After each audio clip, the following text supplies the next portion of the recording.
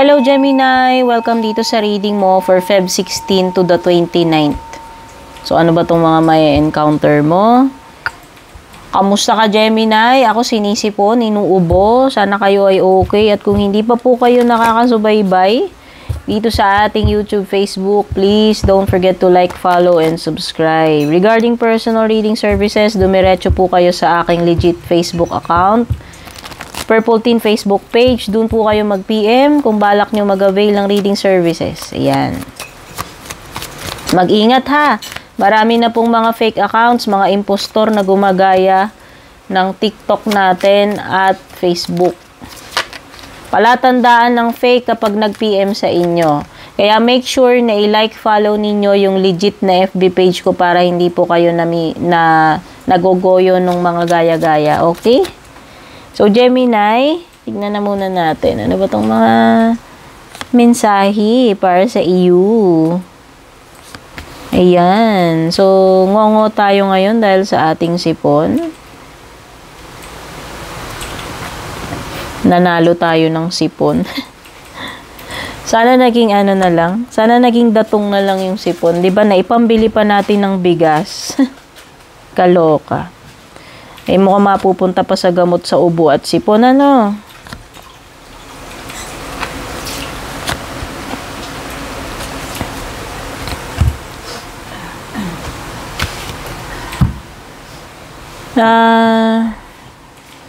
We have, King of Wands.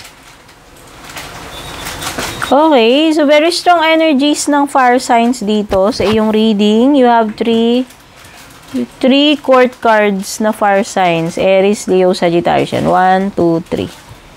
And you have Cancer energy also. Cancer. Yes, Cancer and fire signs.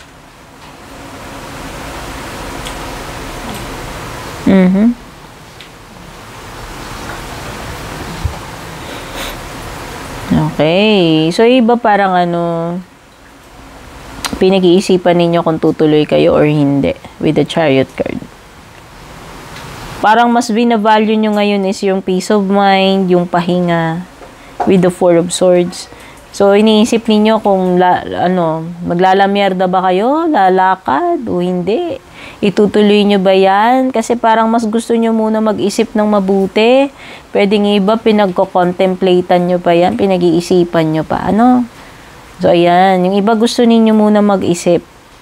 Gusto nyo muna ng break time with the Four of Swords. No? So, possible na pinag-iisipan nyo mabuti if itutuloy nyo to or hindi. Kung ano may tinutukoy dyan,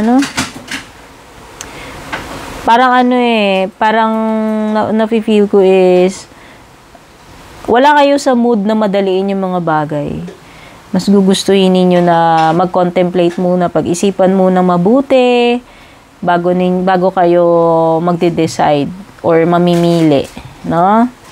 Bago nyo gagawin, pag-iisipan nyo muna ng paulit-ulit yan. Basta gusto nyo ng time, Gemini. Iba sa inyo, gusto nyo muna ng time dito.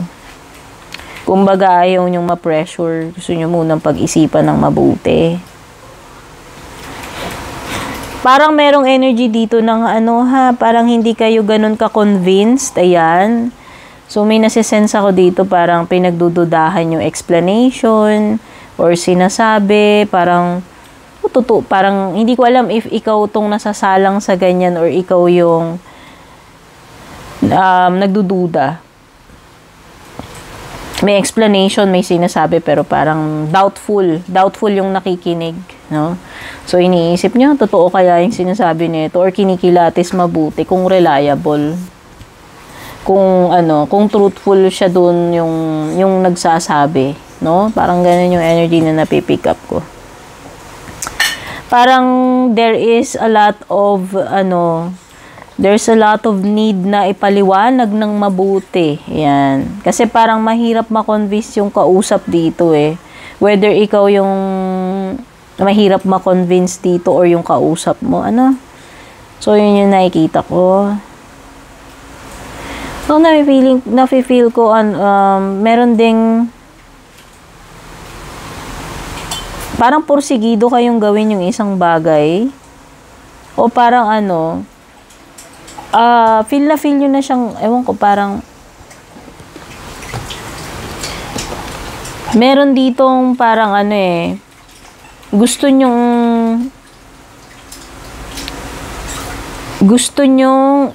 ipagpatuloy, no? Parang compelled kayong gawin kasi parang feeling ninyo importante. No? Hindi naman dahil nagmamadali, pero parang gusto nyong i-implement, parang, excuse me, yung boses ko. Parang meron kayong gustong i-implement dito, Gemini. Para kasing may bagay dito, Gemini, na need ng immediate attention, no? Yun yung nafe-feel ko. Pero kung ikaw yung tatanungin, ayaw mo dapat magmadali dyan sa bagay na yan, pero mukhang kailangan mong asikasuhin, no? Kasi kailangan ng immediate attention. You will receive a good news for sure.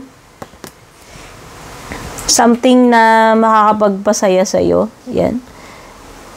Exciting, Exciting good news itong matatanggap mo. And this will make you truly happy kung ano man itong marireceive mo. Gemini with the 9 of Cups and the Page of Wands. Okay? So, merong exciting na news or information kang marireceive. Yan. And nakikita ko, you will be happy with the results. Kasi ito, merong something dito na magto-turn out siyang successful. Magiging very proud ka dito sa success na magagawa mo. Kung ano man yan, no? Ayan, no? Merong cards dito ng success, ng fulfillment, accomplishment. Mukhang may ma-accomplish ka, Gemini. Etong the rest days ng remaining days ng February mo, mukhang may magagawa ka ditong successful, at magiging very proud ka sa resulta. Magiging happy and very proud. So, mukhang meron ka ring magagawa for yourself. Ayan, kasi with the 9 of Pentacles. So, nakikita ko, if ever na meron kang gustong gawin, bilhin para sa sarili mo, parang yung parang pampering yourself or ire-reward mo yung sarili mo, no? Basta meron kang mga bagay dito na ma-enjoy mo, Gemini, kasi deserve mo at pinaghirapan mo yan, no? May ganun. Meron talaga kayong bagay na dapat pagdesisyonan, Gemini.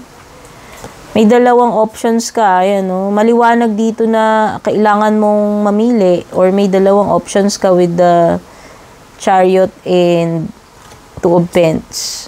So, pwedeng iba, grabe, binabalanse ninyo yung pera ninyo dito, binabudget nyong mabuti,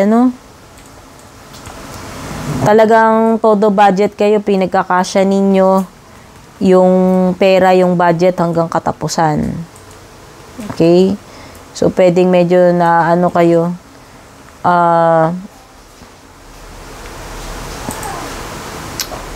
nagtitipid, nagtitipid. Kasi tinatansyan yung mabuti yung pera dito Tinatraining yung pagkasyahin. Okay? Para hindi kayo masobrahan sa gasta. No? So, iniiwasan ninyo yung mapapagastos kayo ng wala sa budget. Kasi nga, tinatry ninyong, you're trying to make ends meet pagdating dito sa iyong 2 of Pentacles. Okay? So, pwedeng meron kayong wini-weigh na dalawang options dito. Baka may dalawang opportunity sa inyo pagdating sa business or career, So, meron kayong may dalawa kayong pagpipilian dito. So, at least meron kang, options, Gemini. Hindi ka no choice sa iisa lang. Diba? At least, makakapili ka.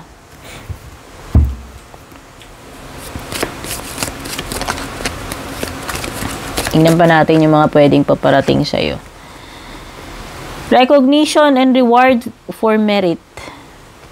Gemini, mukhang may accomplishment ka nga, diba? May sinasabi ko sa'yo kanina. Mare-reward ka dyan for your good work. Ayan, with the 9 of Pentacles. Diba? Sabi ko sa'yo, may good news, exciting news, no? Magiging proud ka sa sarili mo dyan, promise. At magiging proud din tong mga tao na to na nakaka-recognize ng hard work mo or accomplishment mo. Ayan! Ano ba sabi ko?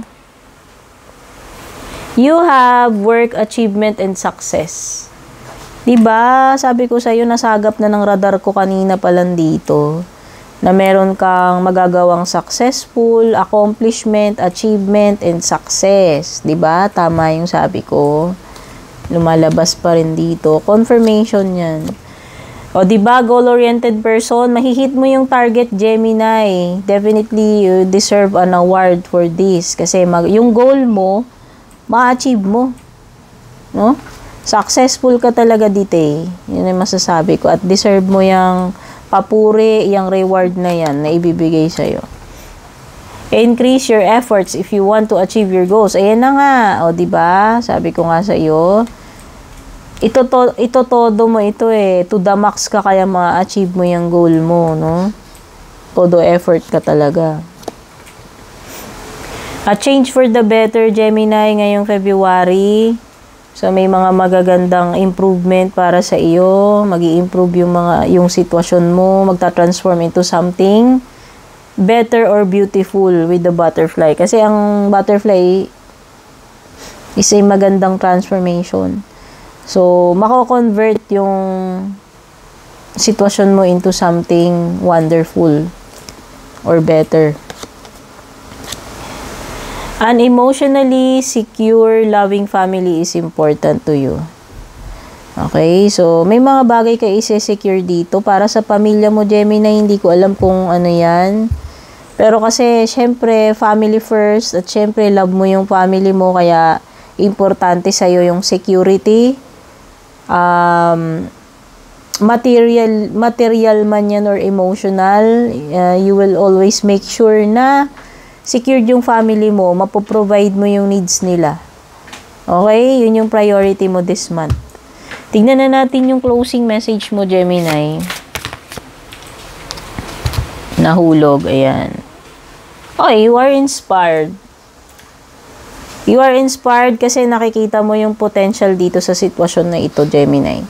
Whether we are talking about business, career, or relationships, no?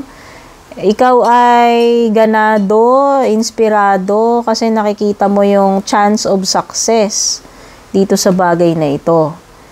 Kaya ka na mo motivate na i-inspire. Kinakakitaan mo siya ng malaking potential.